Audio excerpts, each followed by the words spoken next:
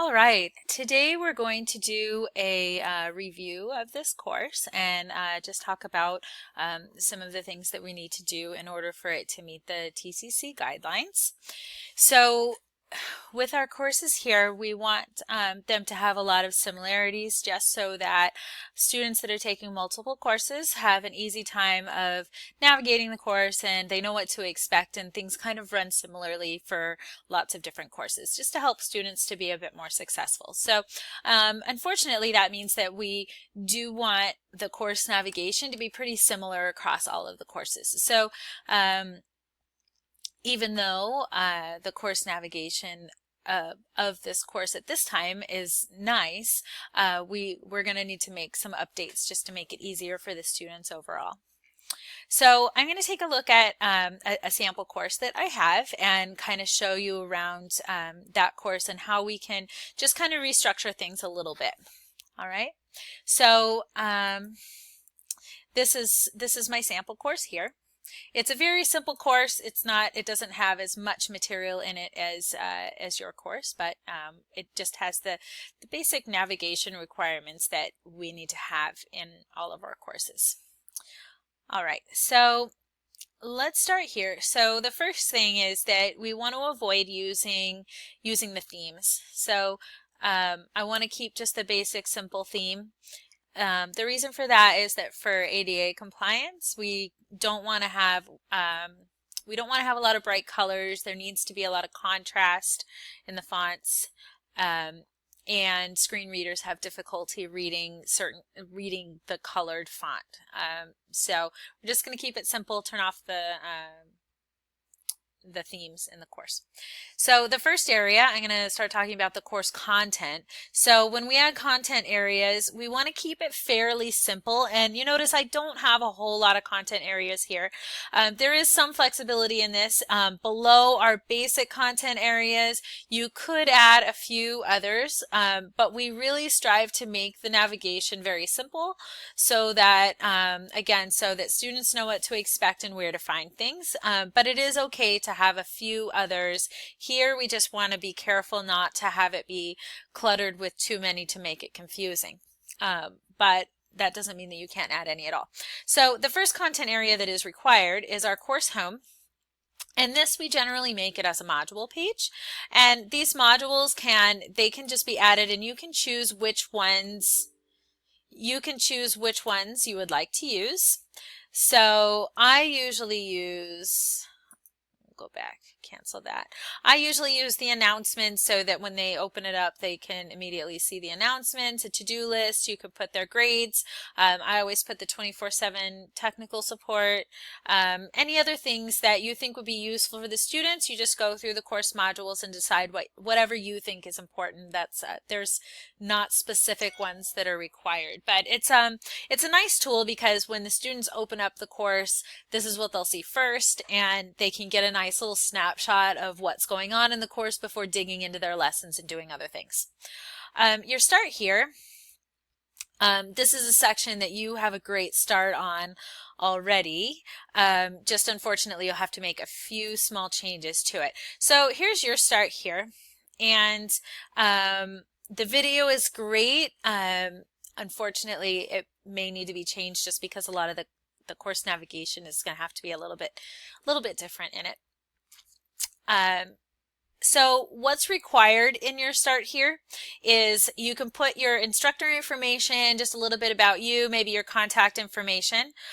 In your course, you actually have that somewhere else. You have it in your instructor information and course information. So both of those two things, you can just migrate into the start here. It'll make things a little bit more concise, and that stuff also, it can be in your syllabus as well. Students tend to expect it there. So they'll see it in the start here when they start the course, then later on it'll be in both of those two places. So it should be easy to find in that way rather than having to have it be an entire navigation area here. So your instructor information, your course overview, it's required to have the course objectives, so basically just the objectives of what they need to learn throughout the course. and an overview of the course navigation. I believe you have something like that in there already, but it just may need to be restructured after restructuring the course. And any other helpful resources that they're going to need for the course. And I see that you've got a lot of that in there as well, like you have how to navigate the course, the ebooks, stuff like that. So a lot of what you have in here is fine. You just need to migrate over the instructor information and the course information, and make sure that you have the learning objectives in there somewhere. Frequently asked questions, that's a good thing also to have in the start here rather than having it in its own area. And then required software also should probably be in the start here, because that's something that they're going to have to do when they start the course. So all that's going to be in there. They can just read it all together. And these a lot of it can be listed in the syllabus as well. Another thing about the start here, for ADA compliance, it's very difficult for some screen readers to read colored print and underlined print. So if you want to use emphasis, you can use bold print, or you can use different size fonts.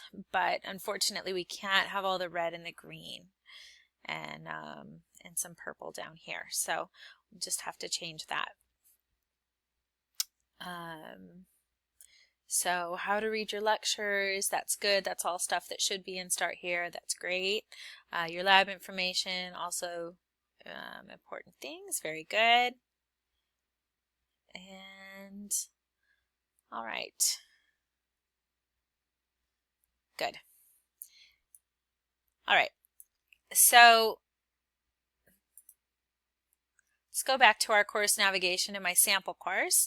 Your announcements, those are fine in your course. Those are pre-populated into Blackboard, and I saw that you added some announcements already, and that's great.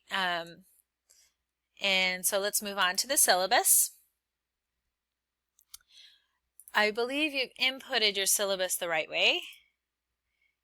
In your course, you have a downloadable version and you copy pasted this, so that's fantastic.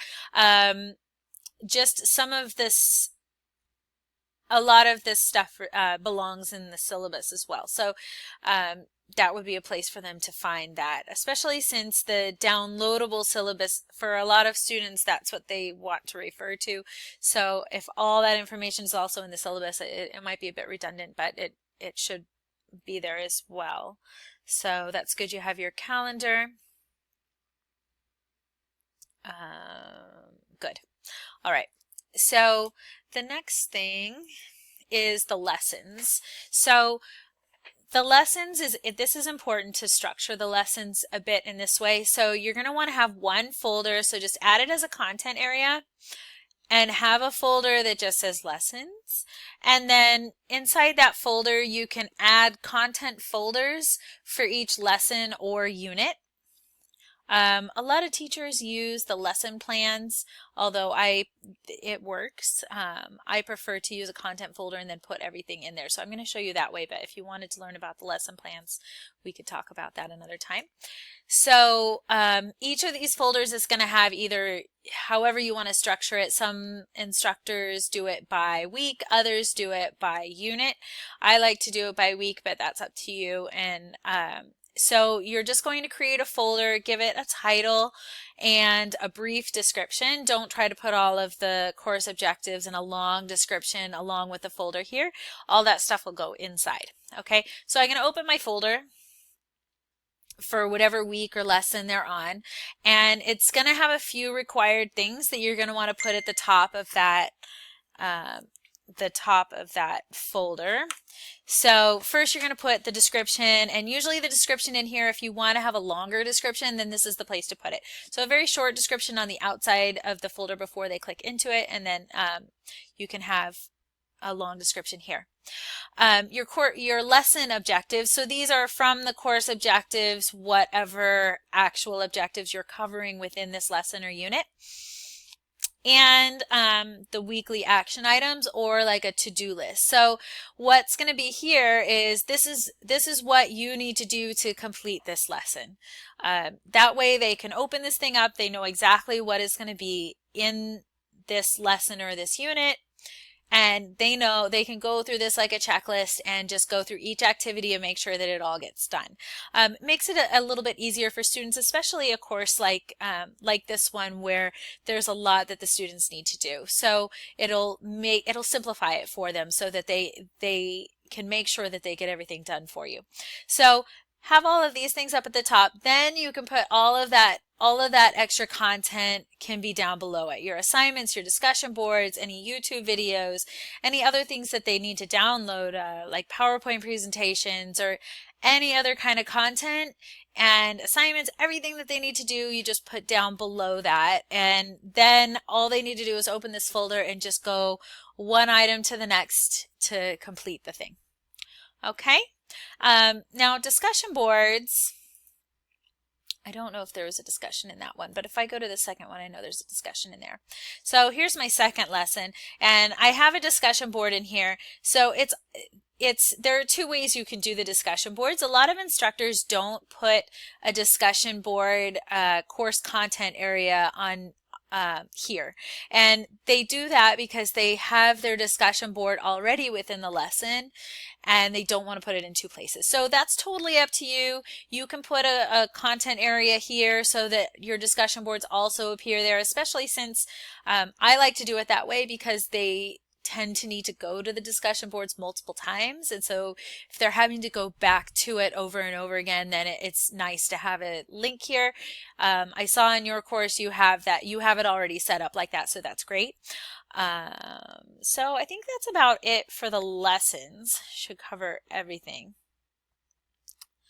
So over in your course, I had a bit of difficulty figuring out how to get to each of the lessons, just because you have your lectures and your labs, but they have to do, like within a certain week, they might have to do both a lesson and a lab. And so if we can just restructure this so that everything is contained within the week that they need to do it, or within the unit that it all goes with, so that if I'm in week 3 and I have a lecture and a lab, it becomes a bit confusing.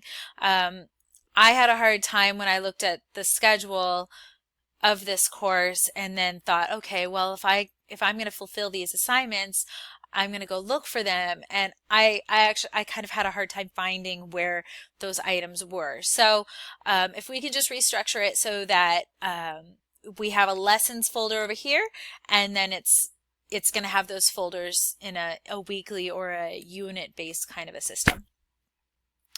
As far as other things that the other navigation areas that you have here, it's okay to have a few extra navigation areas.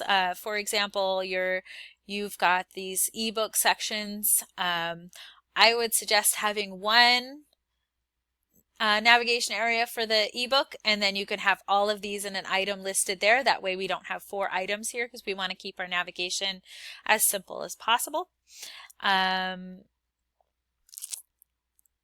These are fine. Oh, I didn't see this home page down here. Oh, you do have a home page. I didn't see that before. Okay, so we probably want to move this home page just up to the top, and then that should be all set since you already have that. And how grades are figured, that's fine to have in this course navigation, although it might be appropriate to put it in the syllabus or in the start here as well. Okay, so if you have any other questions, it does look like your course has all of the information that's needed. We just kind of need to shift around what folders they're in just to make it easier for the students to find them. All right, so feel free to give us a call with any other questions you have. Thank you for watching.